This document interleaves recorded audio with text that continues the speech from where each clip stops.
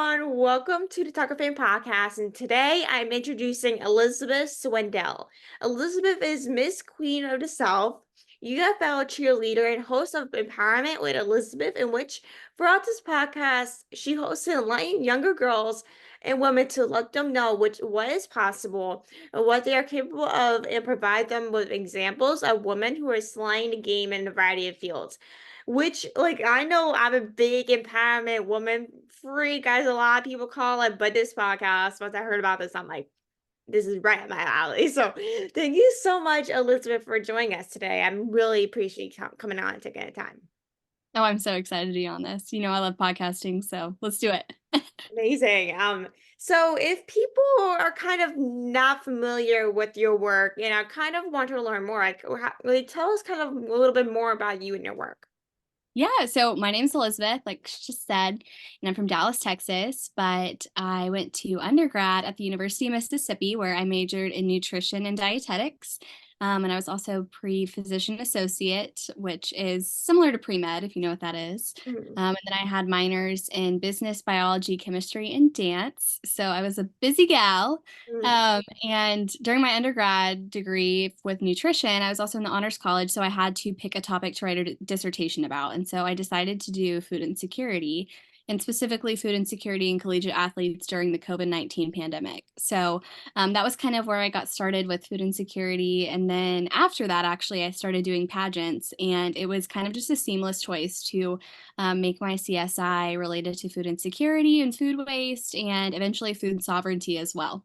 Yeah, like once I saw in your bio that you do food insecurity, I'm like, okay, this is something I have to bring up because with my job is basically dedicated to ending food insecurity. And I'm really doing that stuff. So of course myself, I'm like, I have to answer these questions because I literally all am a freak recently about food insecurity and all that stuff because of course I work for an organization that does those things, but I'm also like, okay, like what is it? Like how do I know if I'm dealing with food insecurity? It's a matter of finding those facts, but why did you kind of choose food insecurity as your initiative for Miss Queen of the South?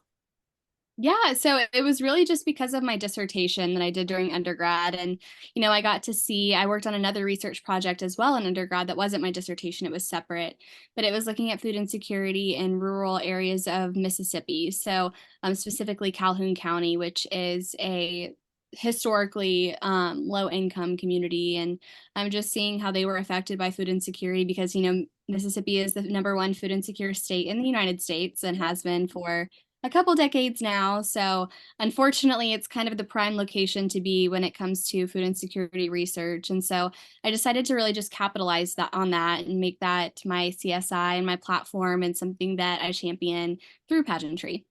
Yeah, like how did you kind of, learn about all these things? Of course, you go to college for it, but how did you kind of learn so much about it? Because of course, with the United States, it's such a major factor in what food insecurity is like. I think the United States is one of the top producers in food insecurity. So, like, how did you kind of learn about it and advocate for it outside of college? Yeah, so I kind of just like stumbled into it. And like I said, I was trying to find a topic that related to my major. So, nutrition. So it had to be something to do with food, obviously. And one of my professors she was actually the dean for the nutrition school at Ole Miss. And I love her so much. Her name's Dr. Valiant. She's the best.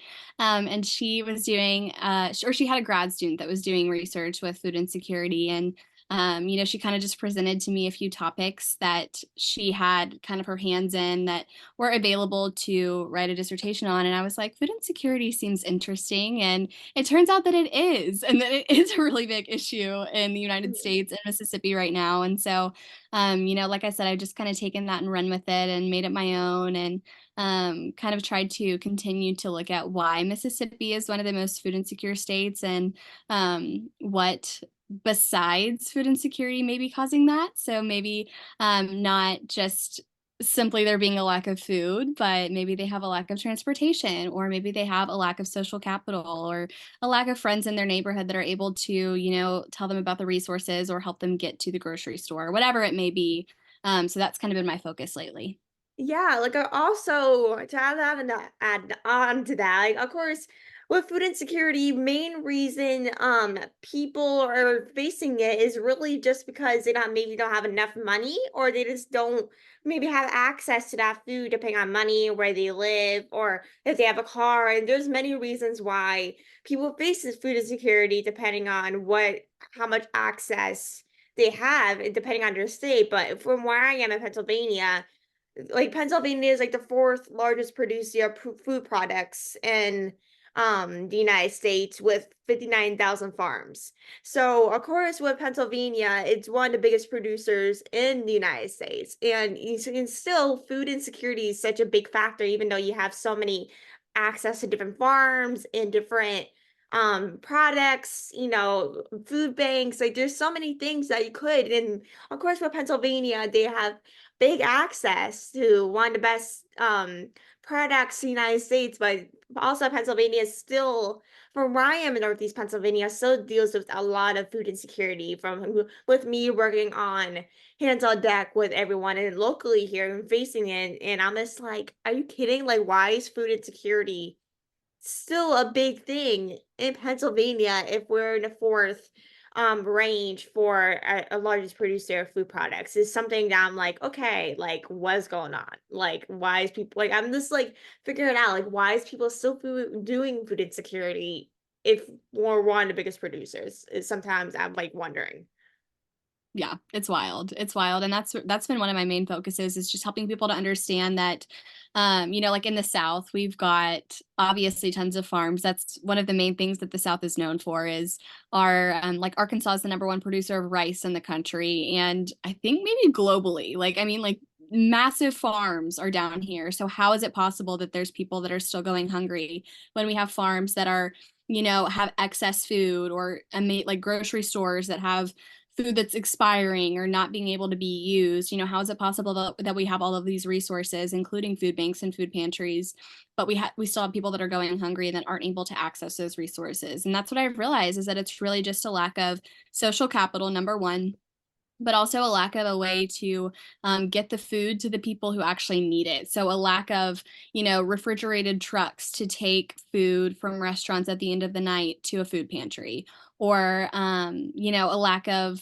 transportation for those expired or soon to be expired foods, expired because we know that a lot of food, even though it does have an expiration date, it doesn't actually go bad. Yeah. Um, so a lot of times it's, a lack of way to get that expired or soon to be expired food from the grocery store to a food bank. So that really is what the issue is. And that is really the root of why people are still going hungry, even though we have, it seems like a surplus of food in a lot of the areas of the United States. Yeah, and plus, like with being part of the South and Eastern states, from where I am, there's tons of farms in Pennsylvania, but not towards where I am, but there's tons of farms. And of course, with being from the South, there's so many farms that like sometimes I'm like, why are people not getting access at just tons of farms and tons of produce to give out? But sometimes it depends if the food farms want to do a produce stand or even do a food distribution because of course, every farm and state is different. Maybe some states don't allow it. Maybe some places have strict rules. Who knows? I know every state's different in terms of those things, but everything is like even from the south. There's tons of farms and tons of crops that people really want access to. Because of course, with eating tons of vegetables, like I know a lot of people they love vegetables that they'll take as many as they could. Mhm. And of course, and people are probably thinking like, okay, why are you talking about food security? Like, what is insecurity or food security? Like in your own words or explanation, like what is kind of food insecurity and how does it really affect us? Yeah, so food insecurity is really just, what we would call hunger. And that's how I explain it to my kiddos whenever I go into a school program is that's really just the root of it is that it's people that are going hungry on a regular basis, even if it's just for one meal. So really just it's really occurs when people don't have a consistent access to food or ability to get food. So, and also what you were talking about too is something called food sovereignty, which is another big part of it too. And it's the idea that people shouldn't just have access to food; they should have access to a healthy diet if they want one. And a lot of times, if people are on government funded programs like SNAP or supplemental nutrition access programs, those really only cover not great food for you. You know, you can't get a hot meal with SNAP, which means that if there's like a rotisserie chicken that's at the grocery store, like those are my mom's favorite because she doesn't like to have to prepare the whole chicken. So she just grabs a rotisserie chicken because it's easy. Mhm. Um, but if you're on SNAP, you can't get a rotisserie chicken, which would be ideal if you're trying to, do a fast dinner, which is the reality for a lot of these people because usually they are working multiple jobs. And same thing with produce. You know, there's often not a plethora of produce, especially in food deserts, Mhm. when there's only a gas station that accepts SNAP. So if that's your only option and you're having to use SNAP, then your options are probably going to be junk food. So Mhm. I can't remember the last gas station that I went to that had a awesome produce section, and I feel like that's pretty across the board. I don't think that many gas stations have, all the veggies and all the fruits laid out with the little baggies that you can put them into. That's just not commonplace in the United States. I hope that that's something that we're able to have one day because that really is the root of the issue, especially when it comes to a healthy diet. Yeah, and of course, like with of course from being from the desert, like the West Coast, there's not a lot of farms on the West Coast. Of course, with the desert, maybe like for example, or maybe Arkansas or Arizona or maybe Texas. Of course, their desert states with hot 100-degree heat. I'm like, it's kind of impossible to do build crops in those 100-degree heats. And of course, with having crops, not a lot of maybe gas stations or even restaurants or whatever don't have fresh produce from what I've seen here in Pennsylvania. Like from me working with things like from an organization, we often do have produce stands from local farmers in Pennsylvania just to get like people that have access and local here and to Pennsylvania. But of course, not a lot of people have access, even though we have tons of farms here in Pennsylvania. So it really is just a matter of okay, no matter what state we live in, like everyone should have access, no matter the heat or climate we live in, right? Yeah, well, that's what's crazy too, is that we're both so blessed, to have a grocery store and gas stations, and not just one, but like multiple grocery stores and gas stations near us and readily accessible. And so we don't have to worry about, making sure that we have enough gas in our car to make it 20 miles to the next grocery store, which is the reality for a lot of people, especially in middle America and Appalachia. And so, I mean, that really is the root of the issue too, is just really making sure that we're expanding those SNAP resources so that the people that are utilizing SNAP are able to actually use it at whatever resource they have in their city. Definitely. And is there any like food security related apps to keep track of anything? Like, or is there not none? But I saw something there was, but I wasn't sure. Yeah, there's definitely a couple. One of them is called Yuka, and it's really cool. It allows you to scan like produce, like the little tags that are on produce, or really any food, and find the lowest cost option for that. So again, not really able to use if you don't have a car to actually get to the grocery store, but still a resource nonetheless. And then there's also a really cool app called Table to Table. And basically what it does is it finds people who are in need, and it connects them with restaurants who have an excess of food at the end of the night. So they're doing a really great job of bridging the gap between the resource and the people who need the resource, which is really what we're lacking in the United States. That's so interesting. I did have to check those apps out. I definitely need recommendations on different things, so I definitely will. But like, how can like we advocate for insecurities? Of course, there's so many ways we can advocate for it. There's like, okay, what should we do to reach more people? But in your opinion, like, how can we advocate for it? Yeah, so I mean, there's so many ways. The obvious answer would be to volunteer at a food bank or a food pantry, because not only is that super helpful to the people that are running it, but it also is really fun normally. Would definitely recommend if you haven't ever done that. I always enjoy doing that. But I mean, it could be so much easier than that too. I talk about food waste as well, and that really is a big part of food insecurity. And Mhm. that can look like just, splitting an entree, or, taking your leftovers home, or One time I'm from Dallas, and I was, walking into a restaurant, and I had a homeless man ask me for money. And so I made sure that whenever I left the restaurant that I was able to box up like my little side of fries that I hadn't touched and give it to him on the way out so that he'd have something to eat. It's literally as simple as that. Like those are all things that we can factor into our daily lives in some capacity. So it's just a matter of being mindful. Mhm. Going through your pantry and making sure that you're using things before they expire. And if you aren't going to be able to use them, then you can take them to the food pantry. Just little things like that, just making sure that people are more cognizant of their consumption and the effects of their food waste, because the reality is that food is the number one, um, I guess, substance in landfills as it is today. So, we can all do things to reduce our footprint on the world, but also help people who are hungry. For sure. That is so well said. But I know you are a cheerleader as well, but of course when you're a cheerleader you had to have so much energy, which I can never do. Like it's like I don't know why, but that much energy just can't just slides through me like quickly. But as a cheerleader, how do you maintain energy levels when performing? I think that the biggest thing that I would give to not just girls who are, dancing or athletes, but also to pageant girls and really just anybody listening, diet culture is such a big thing. And I think a lot of times we get roped into that. And especially, when you have a very form-fitting uniform that you need to look good in, it's really easy to say, oh gosh, I don't need to eat that. But in reality, it's really important to make sure that you're feeding your body well so that your body can execute what needs to be done, especially during a 4-hour game where you're exercising and doing cardio the entire time. We don't get a break. So I always make sure that I'm stocking up on carbs the night before and the morning of. I think a lot of times that's the first thing to go, especially in diet culture. So I always like to encourage people to eat carbs. It's a macronutrient for a reason.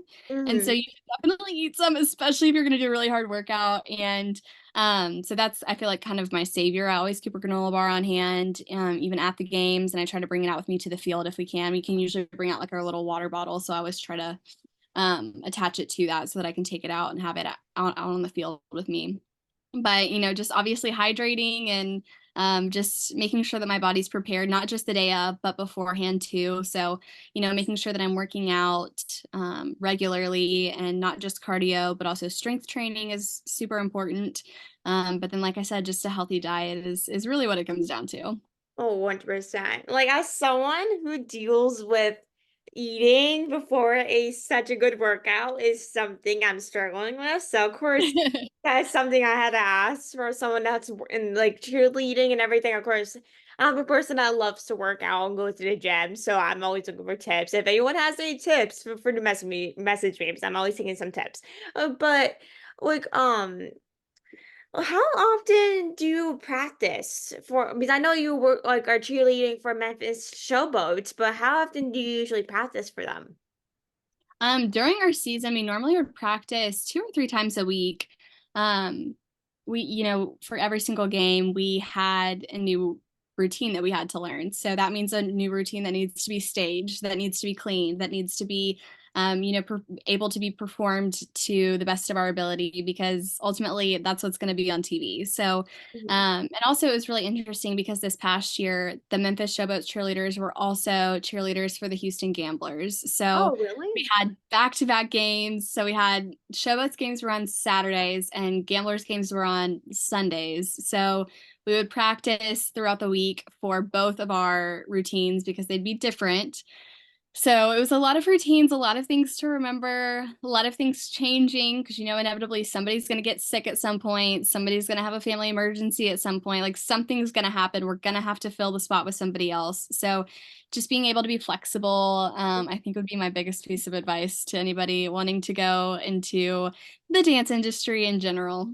Ooh, that's so interesting. Like that's like the hardest part about maybe doing sports is that like you have to be so much flexible Yeah, Like with different definitely. things in terms of dances. I mean, I have a bad memory, so it's hard. Well, I learn things quickly, but at Same. the same time, I'm like, I have such a bad memory of what I Me ate this too. morning. At the same time, I can remember a dance routine from Yeah. maybe a month ago. So it really depends on how much you really want to do, but how do you kind of time manage all these things? Of course, with learning all these routines and stuff, and of course, like with pageants and stuff, like how do you manage all of it? And plus with school as well. I get this question a lot, and I honestly don't know because it seems pretty like I guess I just like to be busy. I don't know. I function at a better level, I guess, whenever my life is really fast paced. So I enjoy being busy. I enjoy having a lot of things going on at once. And it's kind of just how I've done things since I started, especially my undergrad degree. So for about the past 6 years. But I keep a planner, which is really important. I have it with me literally right here. It is my lifeline. It tells me exactly where I need to be, what I need to do. I have a to-do list on my phone that I'm constantly checking throughout the day. You can ask any of my friends and family.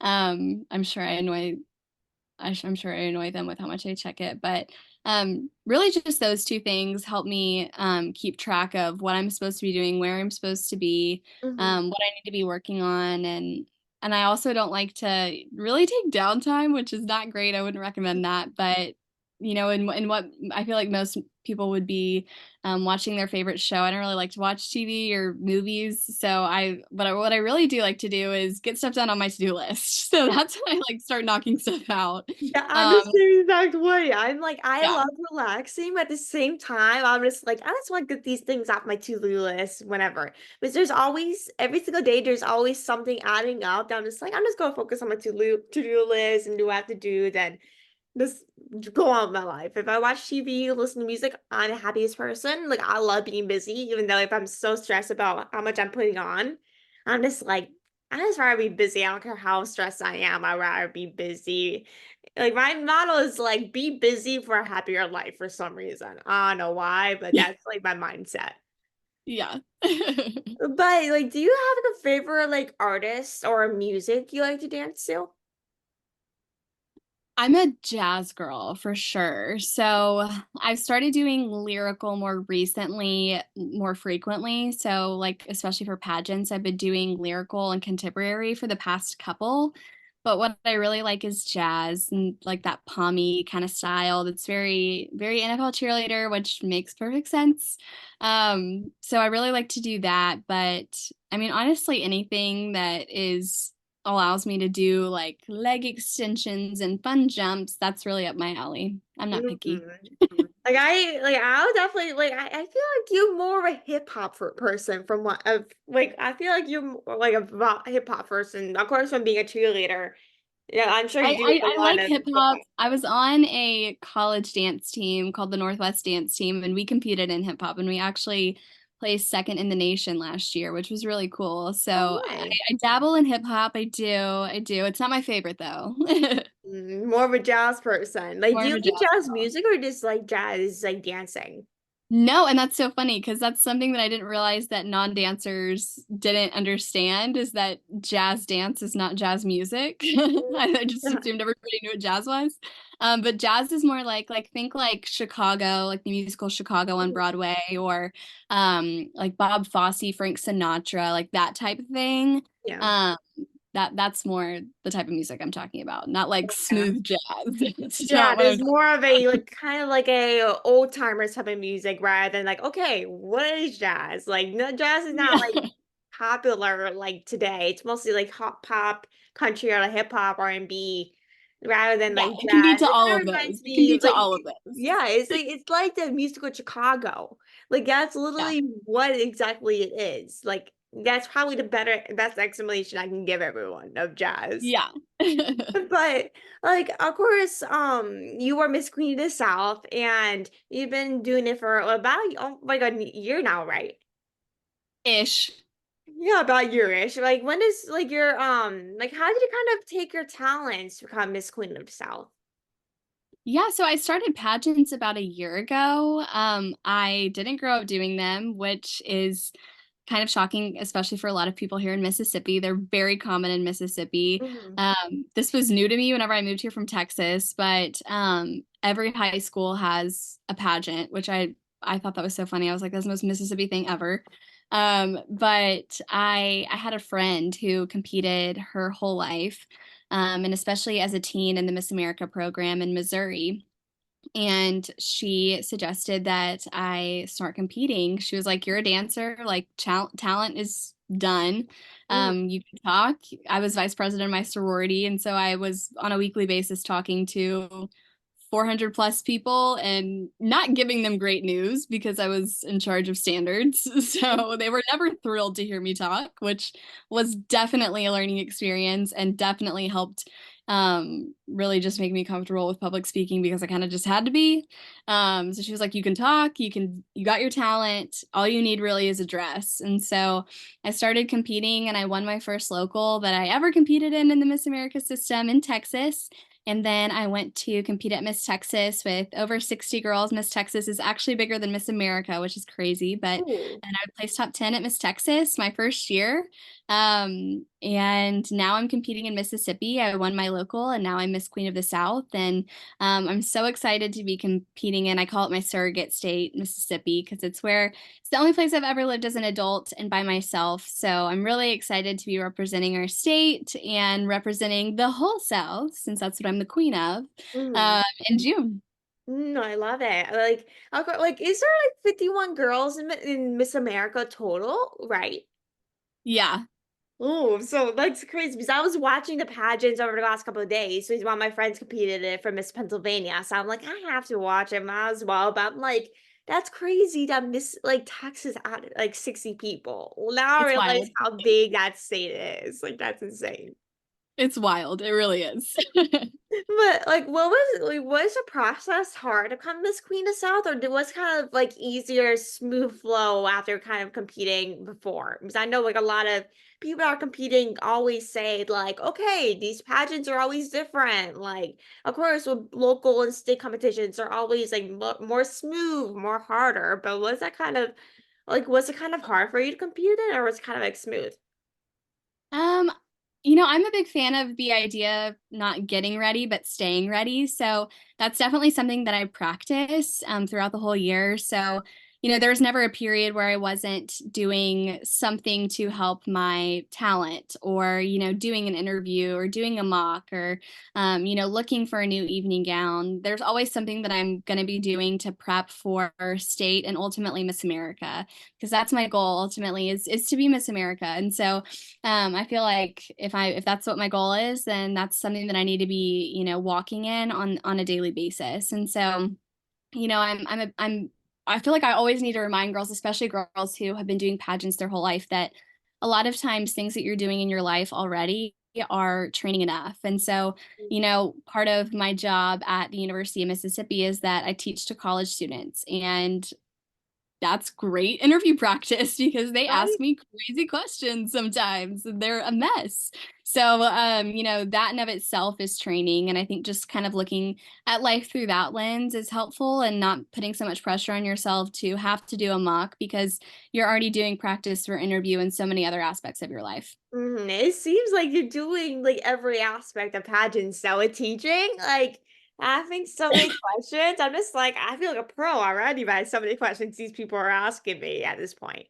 Oh, between my college kids and then the kids in schools that are like kindergarten age, I'm like, we're covering all of our bases here with these questions. I know, the same questions, I'm like, "Okay, I already have an answer for this. Yeah. Let's just get it all through for this Yeah, day." you can't But throw me a curveball. I know, right? But, before we head off, I wanna ask you, like, what are some qualities, in your opinion, that you think you should have as a title holder? I think you should be innovative. And I think you should always be looking for a way to make it better. in really every aspect of life, which is why I say it, because it could be anything. So Yeah. I think especially for being a title holder, you should be, you know, looking for new sponsorships within your organization. You should be looking for new appearance opportunities for your organization. You should be, you know, evaluating last year's state competition. How could it be better? How could you improve it if you were going to be the state competitor? You know, how could you represent your state the best if you were to be Miss America? And how could you be implementing that now? That's such a great way because, of course, when you're of course, in interviews or something, a lot of people or like the judges are always asking, like, how would you prove like our state or Miss America if you were maybe Miss Mississippi, for example? A lot of judges are also looking at, okay, what would you do if you were Miss Mississippi? You know what I mean? Like, what would you do? What was your life's mission? Like, how did you prepare for this? Of course, Mhm. a lot of people do it so much differently. Like with Miss America 2024, she's like the first one to serve in the active military, which is amazing. Like it's just like so many different things that people bring, like being in the military. Like it's just like with representation, like to see so many people coming maybe from the military or coming from a small town, like or even doing maybe being a cheerleader. Like there's so many things that people are looking for that are like, okay, who's going to be the next Mississippi? Like there's so many qualities that people need. I'm just like, okay, what is the mindset I'm going into the same? Is there so many people that I'm like, okay, I'm one of 60 people on this pageant. So what's going on? Yeah, yeah. It's wild, and it's definitely, you know, there's mental prep that needs to be done for sure. I think for every contestant, and I think that that's kind of becoming a bigger trend now. But really, the best way to prepare for the job that you want is to go ahead and start doing that job. And so that's definitely something that I practice as a local title holder. I'm very active, and I'm more active than I think a lot of directors would expect a local title holder to be. And that's the point, is because I'm not doing the job of just my local title. I'm doing the job of Miss Mississippi and what I hope to one day be as Miss America. For sure. I love it. So that is seriously the best way to end off this episode. I hope everyone enjoyed listening to this episode. And if anyone has any questions, feel free to reach out to me. Or if anyone has any questions for you, how can people reach out to you? Yes, y'all, I mean, can DM me on Instagram. I will definitely respond. Like she said, I host a podcast too, so I'd be just cold DMing people. So feel free to reach out. I think I have my email in my bio, but I mean, just find my Instagram. It's notorious_L_I_Z, and you can reach out to me from Perfect. Everyone go check her out. Thank you for listening to this episode. Make sure to subscribe and like and go check her out. And thank you so much for joining us today. I love chatting with you. there. Of course, I had so much fun. Thank